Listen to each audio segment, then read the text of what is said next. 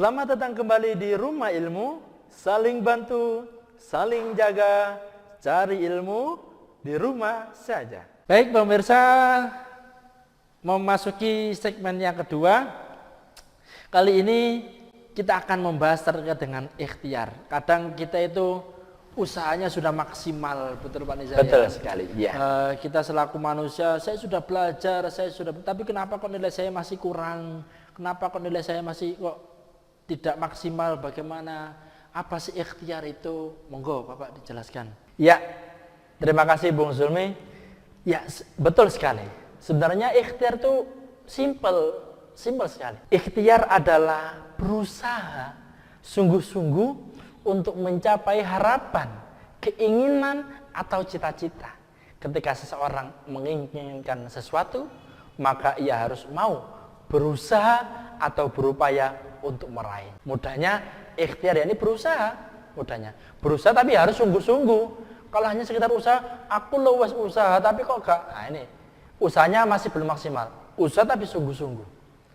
Seperti optimis tadi, kalau gagal coba lagi, sungguh-sungguh.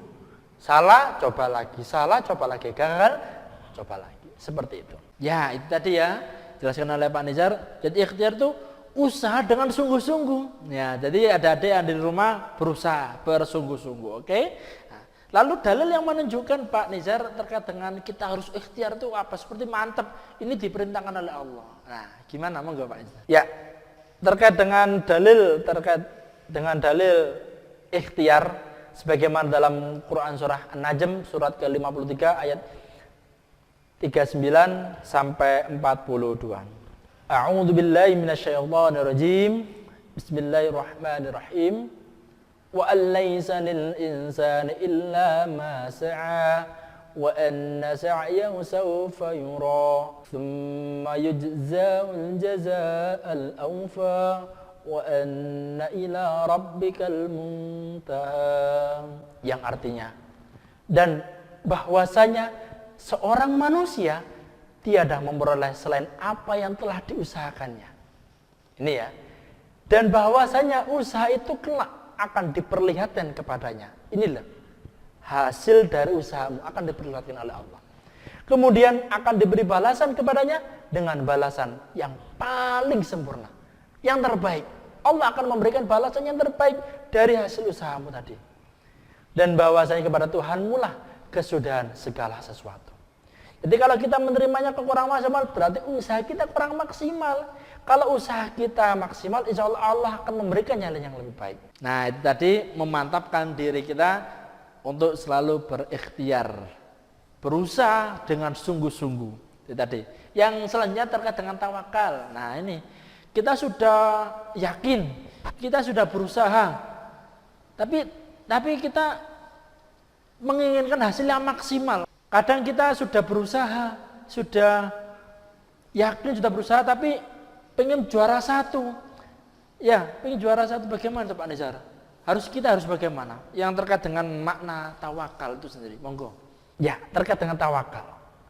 Tawakal artinya berserah diri pada Allah Subhanahu wa taala atas hasil usaha kita setelah berusaha tadi dengan sungguh-sungguh dan berdoa. Misalnya saat menghadapi ulangan ujian, kamu sudah belajar dengan sungguh-sungguh dan menyelesaikannya soal-soal dengan cermat dan teliti. Setelah itu kamu pasrah, menyerahkan keputusan atas hasil usahamu kepada Allah Subhanahu wa taala. Contoh lain, misalnya seorang telah bekerja mencari nafkah dengan sungguh-sungguh. Berapapun hasilnya, ia pasrah sepenuhnya kepada Allah Subhanahu wa taala. Ia meyakini bahwa Allah adalah zat yang maha pemberi rezeki dan maha kaya. Kepribadian tawakal ini merupakan salah satu akhlak terpuji. Seseorang yang memiliki sikap tawakal berarti telah memiliki modal awal yang baik. Seandainya hasil usahanya tidak memuaskan, maka ia dapat menerima dengan lapang dada dan penuh kesabaran. Ini bedanya orang yang tawakal sama anda, bedanya ini. Orang-orang yang tidak tawakal, kok tidak ranking satu, kok gak juara satu, pasti akan menyerah, pasti akan kecewa. Tapi orang yang tawakal akan menerimanya dengan lapang dada. Sebaliknya, jika hasil usahanya sangat memuaskan, maka ia tidak merasa sombong dan angkuh karena hal itu semata-mata karunia dari rahmat Allah Subhanahu wa taala. Ingatlah bahwa manusia hanya berkewajiban untuk berusaha, sedangkan keputusan sepenuhnya di tangan Allah Subhanahu wa taala yang memiliki sifat wajib, maha berkehendak dan maha kuasa. Seseorang yang menyertakan tawakal dalam setiap tindakan dan usahanya akan berdampak positif terhadap kepribadiannya. Dampak positif ini terlihat tidak hanya ketika usahanya berhasil, namun juga terlihat ketika usahanya tidak berhasil. Orang yang tawakal tetap menanggapinya dengan positif. Itu Bung Sulmi. Ya itu tadi ya pemirsa. Jadi ada yakin, ada usaha, selanjutnya menyerahkan diri pada Allah. Mudah-mudahan kita bisa mendekatkan diri pada Allah. Lalu terkait dengan dalil yang menunjukkan kita harus tawakal, Pak Nizar, monggo. Ya, terkait dengan dalil tawakal sebagaimana dalam Quran surah Ali Imran surat ketiga ayat 159. A'udzubillahi minasyaitonir rajim. Bismillahirrahmanirrahim. Fabima rahmatin minallahi linta lahum walau kunta faddan ghalidal qalbi lam faddu min hawlik fa'fu anhum wastaghfir lahum wasyawirhum fil amr fa idza azamta fatawakkal 'ala Allah. Innallaha yuhibbul mutawakkilin. Maka disebabkan rahmat dari Allah lah kamu berlaku lemah lembut terhadap mereka. Sekiranya kamu bersikap keras lagi, berhati kasar, tentulah mereka menjauhkan diri dari sekelilingmu. Karena itu maafkanlah mereka.